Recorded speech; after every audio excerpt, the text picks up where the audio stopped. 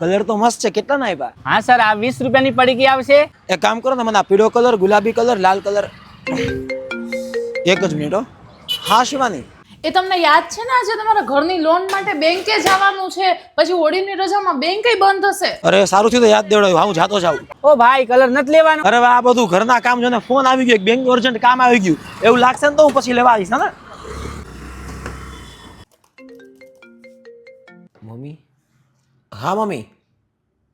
અરે હા, ના ના, મને ખબર છે પપ્પાને રિપોર્ટ કરાવવાના જ, હું નાખતા ભૂલી ગયો રૂપિયા. હું અત્યારે જ પપ્પાના ખાતામાં રૂપિયા નાખી દઉં. અને મમ્મી એડવાન્સમાં હેપી ધૂળેટી. હા ધ્યાન રાખજો.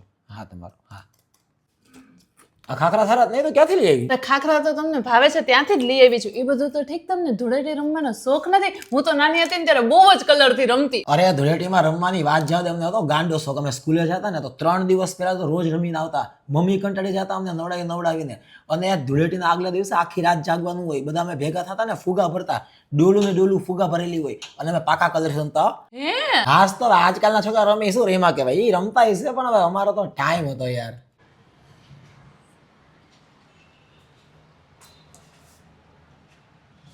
શું જોવો છો તમે?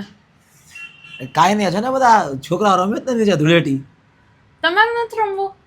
રમ છોડ ને હવે હેપી હોલી. તમે રમો ને એમ થોડું હાલે. તો ઉભી રહે, તને તો રંગ નહીં નહીં નહીં, મને નહીં હો. ના ના ના, ઉભી રહે, ઉભી રહે. નહીં